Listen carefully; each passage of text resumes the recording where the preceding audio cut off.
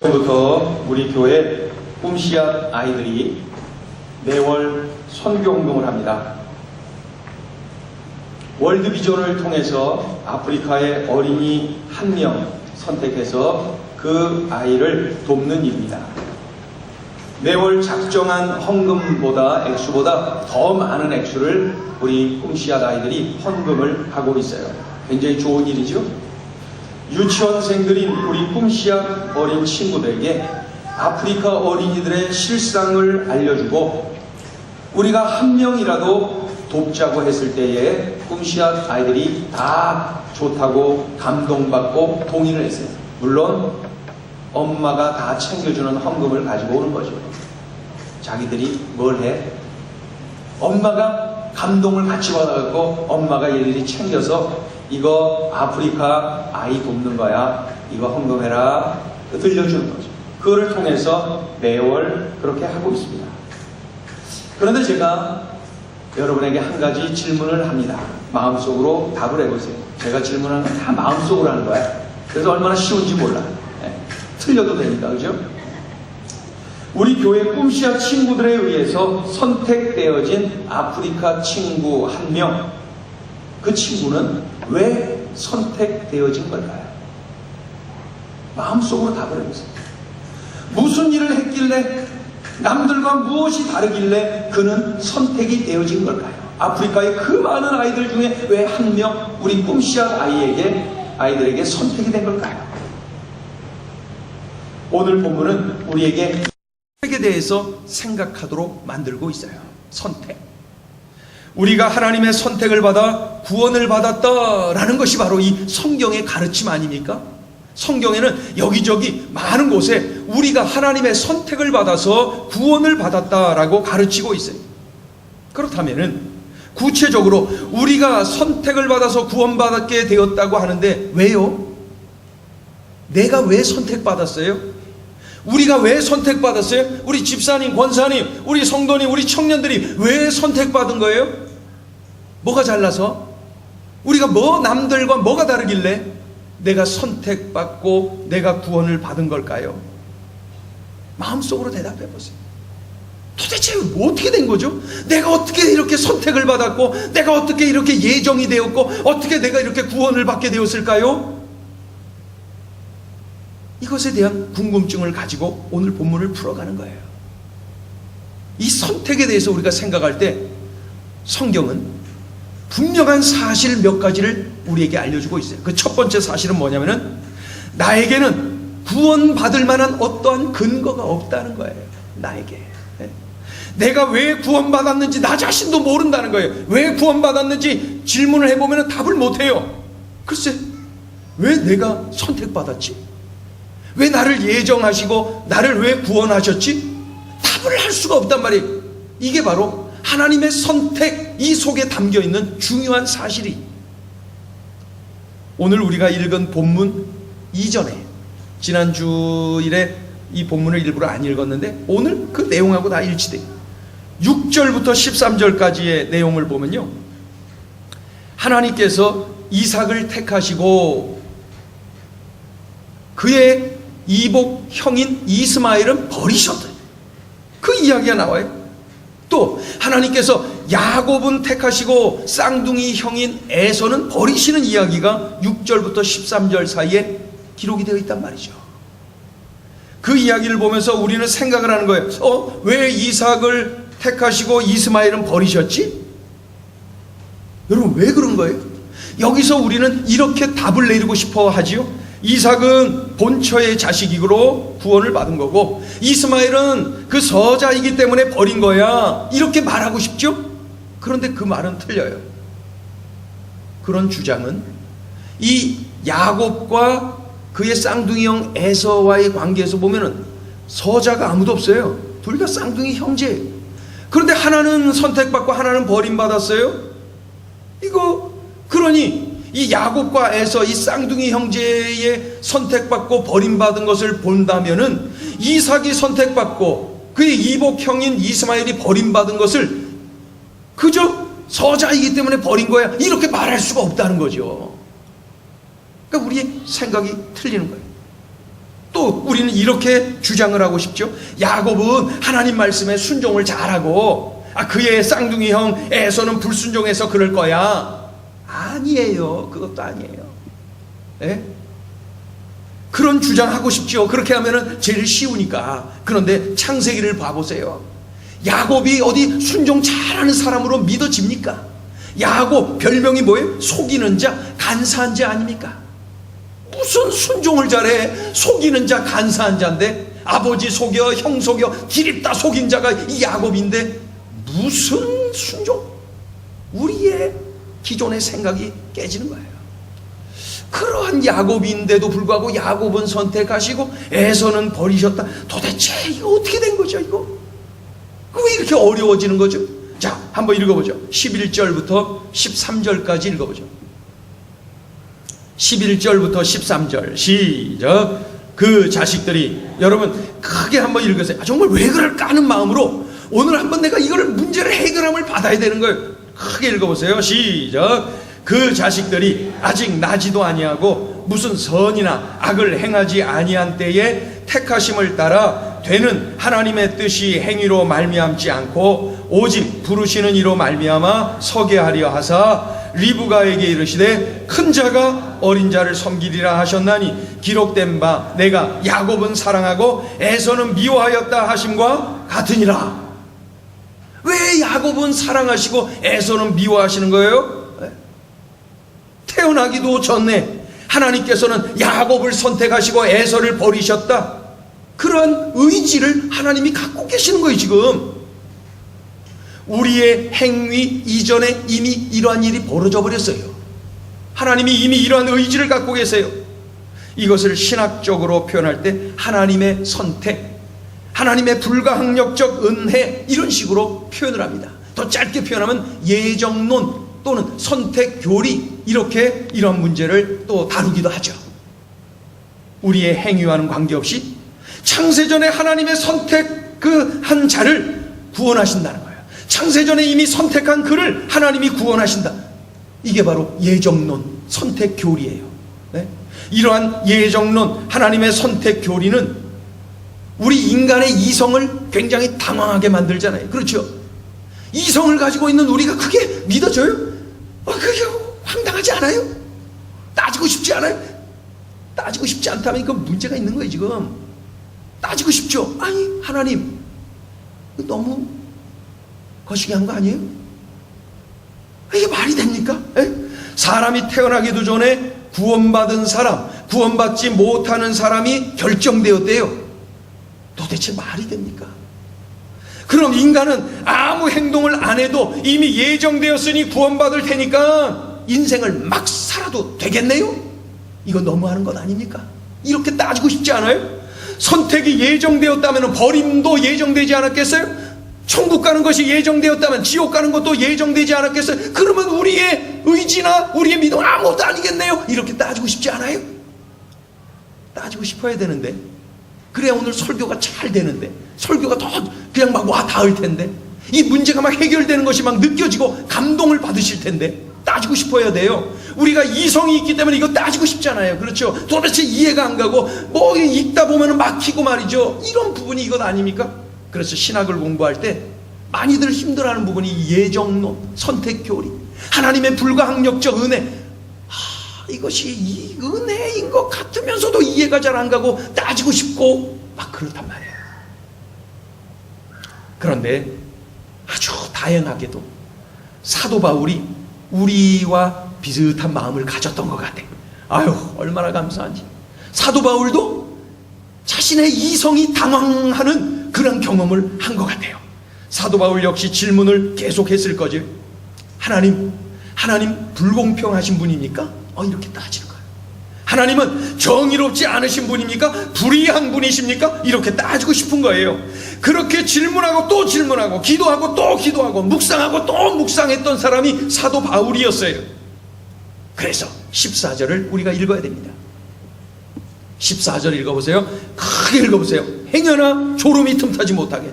오늘 이거 잘 이해하고 배우셔야 돼. 14절 시작. 그런즉 우리가 무슨 말 하리요? 하나님께 불의가 있느냐? 그럴 수 없느니라. 한 번 더요. 시작. 그런즉 우리가 무슨 말을 하리요? 하나님께 불의가 있느냐? 그럴 수 없느니라. 예?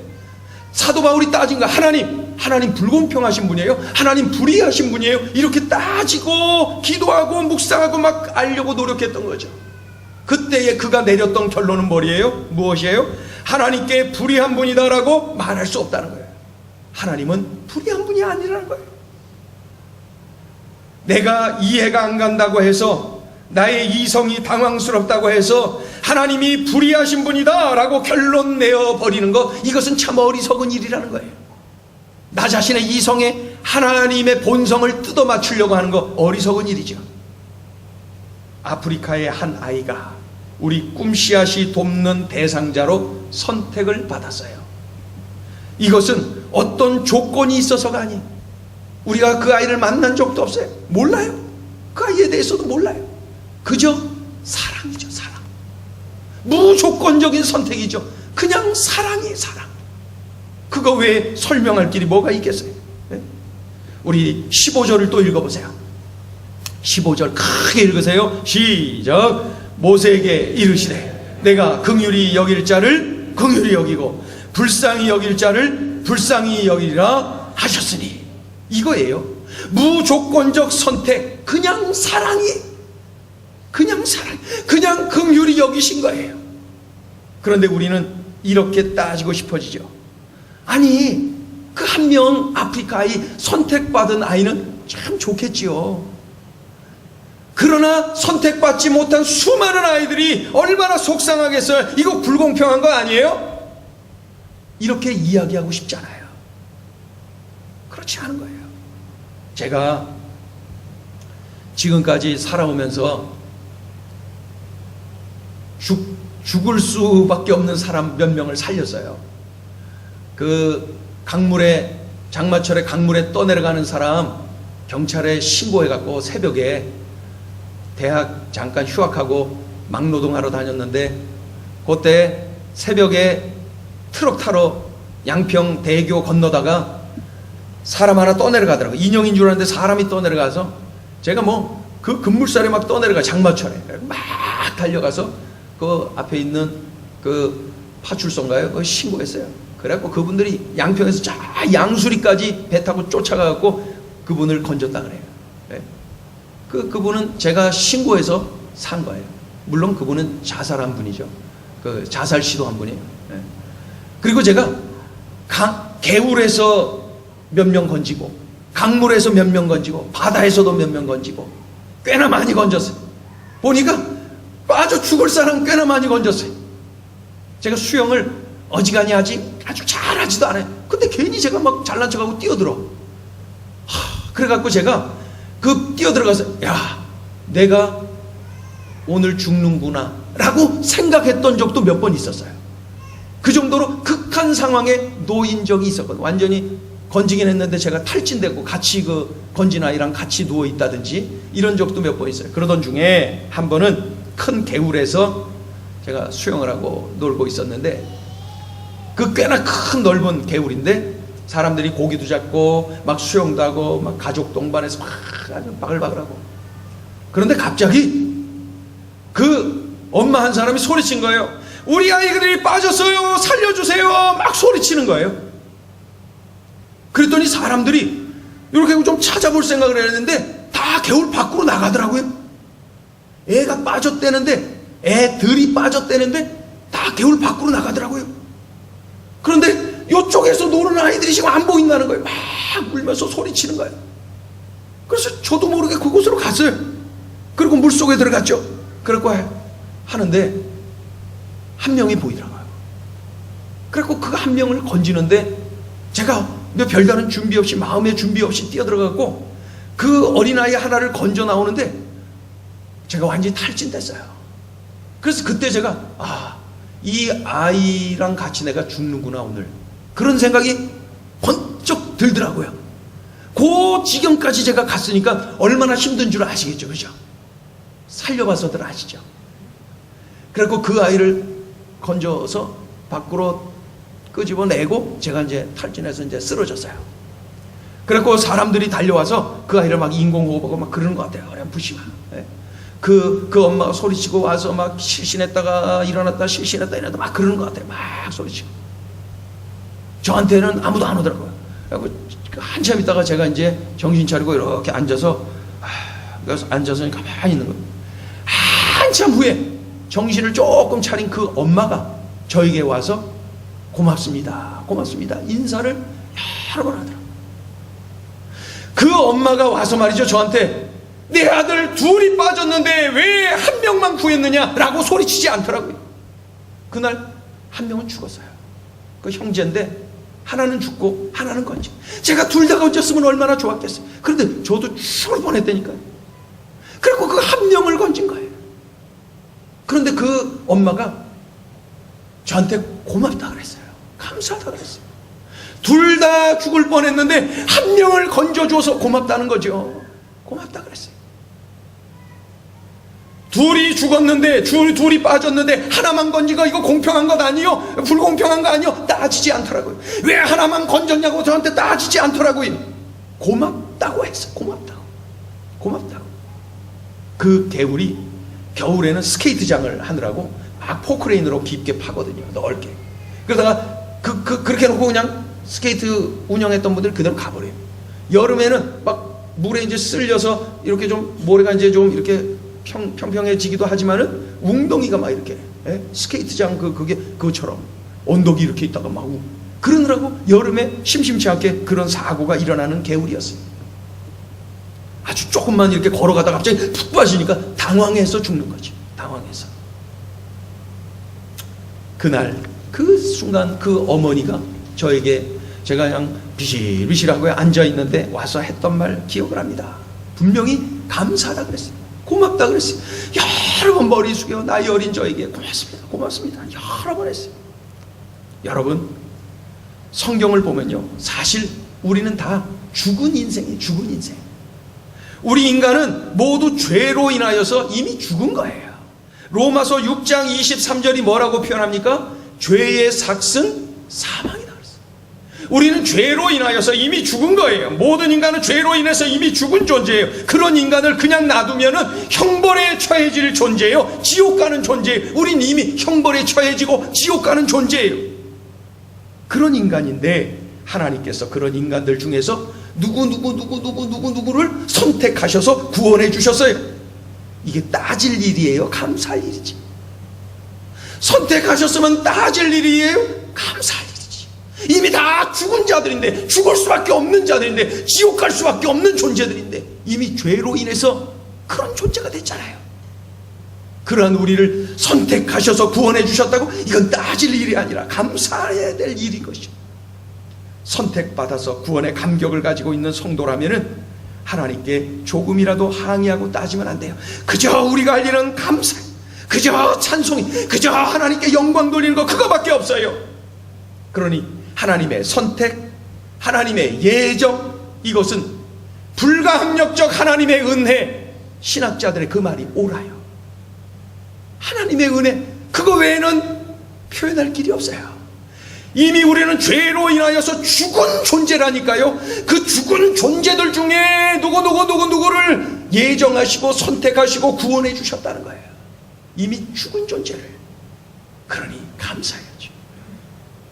불공평하다고 따질 일이 아니라 감사합니다, 영광 돌려드릴 일이라는 것이죠. 이것이 바로 오늘 본문을 통해서 우리들이 명심해야 될 첫 번째 사실이에요. 둘째, 우리가 명심해야 될 사실이 있어요. 그것은 하나님은 선택한 백성에게 믿음을 주신다. 선택한 백성에게 믿음을 주신다. 하나님이 우리를 선택하셨다는 사실을 우리가 어떻게 알 수가 있을까요? 궁금하잖아요. 궁금하지 않아요? 그죠? 나를 왜 선택하셨지도 궁금했지만은 나를 선택하셨다는 걸 내가 어떻게 알지? 라는 것도 궁금하잖아요. 별로예요? 궁금하셔야 되는데 이런 궁금함을 가지고 말씀에 이제 접근하는 거죠. 하나님이 우리를 구원하시기로 예정하셨다고 하는데 그걸 내가 어떻게 알아요? 궁금하죠. 하나님은 선택하신 백성에게 믿음을 주십니다. 나에게 하나님을 향한 믿음, 하나님 말씀에 대한 믿음이 있다면은 하나님이 나를 선택하셨다는 사실이. 자, 이번 주간 외워야 할 말씀이 뭐예요? 우리 주보 한번 보세요. 이번 주간 오늘부터 외워야 될 말씀이 뭐예요? 에베소서 2장 8절. 자, 같이 한번 읽어보죠. 그 주보 보세요. 자, 시작. 너희는 그 은혜에 의하여 믿음으로 말미암아 구원을 받았으니 이것은 너희에게서 난 것이 아니요 하나님의 선물이라.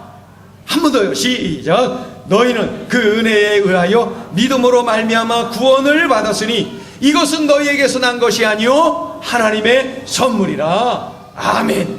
이 말씀을 보면은 우리가 구원을 받는데 무엇으로 말미암아 구원을 받았답니까? 믿음으로 말미암아 구원을 받았다 그랬어요. 그런데 이 믿음이 나에게서 말미암은 것입니까? 아닙니다. 이것은 나에게서 난 것이 아니요 뭐라 그랬어요? 하나님의 선물이라 그랬어요. 같이 따라합니다. 믿음은 하나님의 선물입니다. 거봐요. 그러니까 하나님을 내가 믿는 것, 내가 하나님의 말씀을 신뢰하는 것, 이것은 내 속에서 저절로 발생한 것이 아니라 하나님께서 우리 마음에 믿음을 심어주신 거예요. 믿음을 심어주신 거예요. 그러니 나에게 믿음이 있다는 것은 하나님이 나를 선택하셨다는 증거예요. 나를 구원해 주시기로 예정하셨다는 증거예요. 믿음이 있다면 하나님이 나를 선택하셨구나. 내게 믿음이 있다면 하나님이 나를 예정하셨구나. 구원하시기로. 질문을 드릴게요. 하나님을 향한 믿음이 있습니까? 마음속으로 대답해 보세요. 하나님의 말씀이 막 믿어집니까? 그렇다면 기뻐하세요. 감격하세요. 선택받으신 거예요. 구원하기로 예정되어진 하나님의 자녀들이세요. 이 얼마나 기쁘고 감사한 일입니까? 똑같은 자리, 똑같은 조건에서 똑같은 하나님의 말씀을 선포합니다. 그런데 누구는 은혜 받고 가슴 뜨거워지는 그러한 경험을 해요. 막 믿어지고 하나님 앞에 사랑한다고 고백이 터져나오고 막 그러해요. 그런데 그 똑같은 자리에 앉아 있으면서도 다른 한쪽에서는 말씀을 듣는데도 마음이 강팍해져. 말씀을 들으면서도 오히려 강팍해져. 막 따지고 싶고 하나님에 대해서 항의하고 싶고 막 그렇단 말이죠. 그런 마음이 막 생겨요. 누가 선택받은 겁니까? 누가 선택받은 거예요? 18절에 기록된 샘플이 하나 있어요. 18절에 누가 기록되어 있어요? 누가 기록되어 있어요? 18절에 샘플로 바로는 하나님의 말씀을 들으면 들을수록 계속해서 마음이 강팍해져요. 이는 강팍한 그의 마음을 하나님이 그냥 내버려 두신 거예요. 선택받지 못한 사람의 모습이 하나님이 내버리신 거예요. 하나님이 버리신 거예요. 하나님이 내버려 두신 거예요. 그는 하나님의 말씀을 들으면 들을수록 강팍해져요. 그러한 그를 하나님께서 내버려 두셨어요. 내버리셨어요. 그러니 여러분, 하나님의 말씀이 내게 들리면, 하나님의 말씀이 내가 믿어지면, 하나님의 말씀을 듣고 가슴이 뜨거워지면, 감격스러워지면 나는 지금 복을 받은 거예요. 나는 최고의 복을 누리고 있는 거예요. 나를 선택하신 복, 나를 구원하기로 예정하신 그 복을 내가 누리고 있는 것이죠. 우리 한번 크게 한번 외치겠습니다. 선택해 주셔서 감사합니다. 예정해 주셔서 감사합니다. 여러분, 하나님이 믿어지고 하나님의 말씀이 믿어지고 천국과 영생이 믿어지고, 그래서 막 고난이 와도 견뎌내고 인내하고 기도하고 하나님 의지하고 매달리고 그러한 나 자신을 볼 수가 있다면 나는 믿음이 있는 거예요. 그러한 믿음이 나에게 있다면 그 믿음은 하나님이 내게 주신 선물이에요. 왜 선물을 주셨다 그랬어요? 선택하신 자이기 때문에, 구원하기로 예정하신 자이기 때문에 그러한 믿음을 내게 선물로 주셨다는 거예요. 얼마나 감사해요. 얼마나 감사해요. 이거를 알아야 되는데, 그죠? 얼마나 감사해요. 우리가 할 일은 딴 것 없어요. 그저 감사, 그저 감격, 그저 찬송, 그저 영광 돌리는 거예요. 그래서 이것을 깨달은 사도 바울이 주님 앞에 고백한 거예요. 나의 나 된 것은 오로지 주의 은혜입니다. 내가 잘나서 구원받은 것 아니요, 나의 나 된 것은 오로지 주의 은혜입니다. 우리 한번 외워볼까요? 나의 나 된 것은 오로지 주의 은혜입니다. 크게 한번 외쳐보세요. 시작. 나의 나 된 것은 오로지 주의 은혜입니다. 한 번 더요. 시작. 나의 나 된 것은 오로지 주의 은혜입니다. 아멘. 이제 이 예정, 이 선택과 관계된 세 번째 중요한 그 사실을 우리가 한 가지 더 명심을 해야 됩니다. 그것은 하나님의 선택하심을 받은 성도들은 능력 있는 삶을 살 수가 있습니다. 이 사실을 우리가 명심해야 됩니다. 능력 있는 삶을 살 수가 있어요. 16절 읽어볼까요? 16절 시작.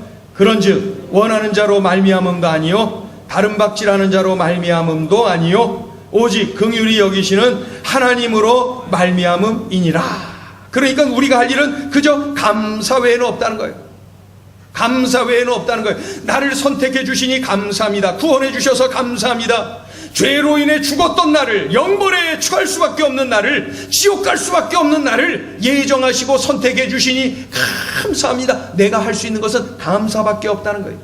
이렇게 이 선택받은 것을 확신하고 내가 그저 감사합니다, 감사합니다 하고 살다 보면은 감사가 나를 이끌어가요. 그래서 능력 있는 삶을 사는 거예요. 감사하는 자에게 절대 사탄은 틈을 탈 수가 없어요. 우리가 경험해 보지 않습니다. 내가 자꾸 불평하고 원망하고 감사를 놓치고 있을 때에 사탄은 여지없이 내게 고개 쳐들고 들어와서 유혹을 하는 거죠. 그러나 내가 늘 구원의 감격을 가지고 선택받은 것에 감격을 가지고 감사합니다, 감사합니다 그렇게 살아갈 때 나는 넉넉하게 사단의 유혹을 이기면서 승리하는 삶을 누릴 수가 있는 거예요. 이러한 담대한 삶을 누릴 수가 있어요. 그러니 선택받은 성도의 삶은 담대한 거예요. 감사가 넘치니까. 또 한 가지는 예정하시고 선택하셨다는 것은 내가 한 것이 아무것도 없다는 뜻이거든요. 그죠? 내가 한 것이 아무것도 없잖아요. 내가 뭘 잘했다고 나를 선택하셨겠어요? 뭘 잘해서 선택하면은 나 외에 다른 사람을 선택하셨겠지요. 도대체 알 수는 없지만은 내가 선택을 받았다는 것, 그것은 결과적으로 나와 있단 말이죠. 얼마나 감격스럽습니까? 나의 공로는 조금도 없어요. 자랑할 것이 아무것도 없어요. 불가항력적인 하나님의 은혜, 전적인 하나님의 은혜, 그거밖에 없어요. 그러니 겸손해지네요. 선택, 예정, 생각만 해도 나는 겸손할 수밖에 없어요.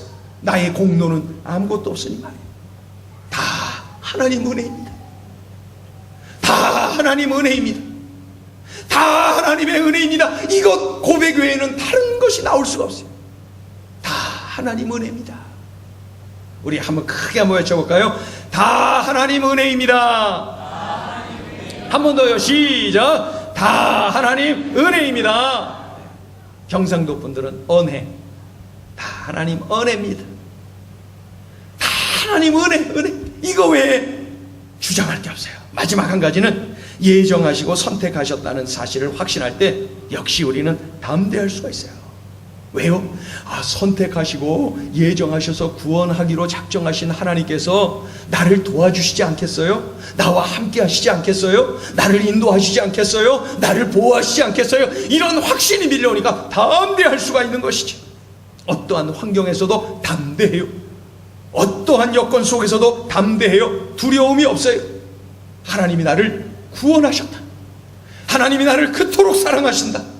그 하나님이 나와 함께 하신다. 이러한 믿음이 있기 때문에 우리가 담대할 수가 있어요. 여러분, 그래서 신학교에 가서 이 예정론에 대해서 공부할 때 보면은 많은 어떤 저쪽에 누구 신학생들은 고개를 갸웃갸웃거리고 말이죠.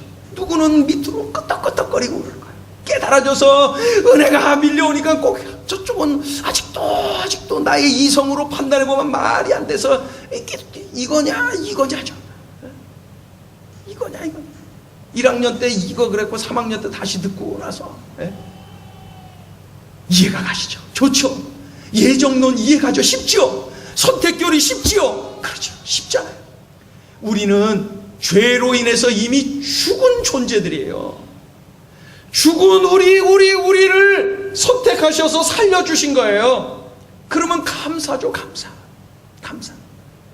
물에 빠져서 한 아이는 죽었으나 한 아이는 박춘태가 살려서 건져냈단 말이죠. 그런데 그 엄마는 저에게 왜 둘 다 살렸냐, 살리지 않았느냐 따지지 않았어요.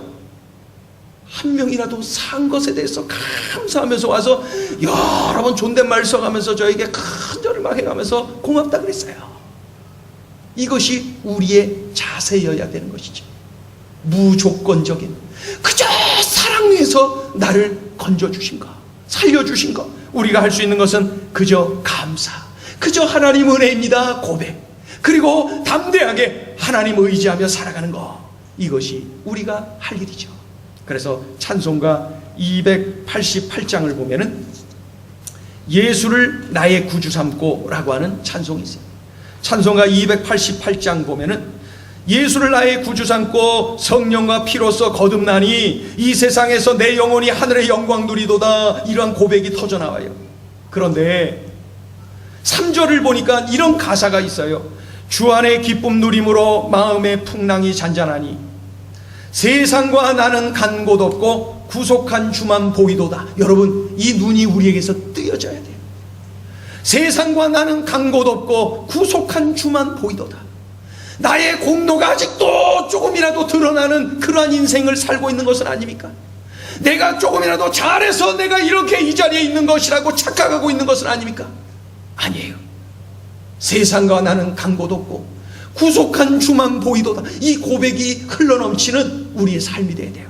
모든 것이 하나님 은혜예요. 전적으로 하나님의 은혜예요. 오늘 이 로마서 9장을 통하여 선택하시고 예정하신 하나님의 그 은혜, 나를 이 자리에 불러주시고 내로 하여금 하나님을 아버지라고 부르게 하며 예수님을 주님이라고 부를 수 있는 이 감격을 주신 그 은혜, 그 사랑, 이 감격, 우리가 이 찬양으로 표현하기를 원합니다. 우리 찬송가 288장 함께 찬양하죠.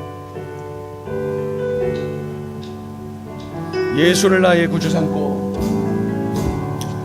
예수를 나의 구주 삼고 성령과 피로써 거듭나니 이 세상에서 내 영혼이 하늘의 영광, 이것이 나의 간증이요, 이것이 나의 간증이요, 이것이 나의 찬송일세.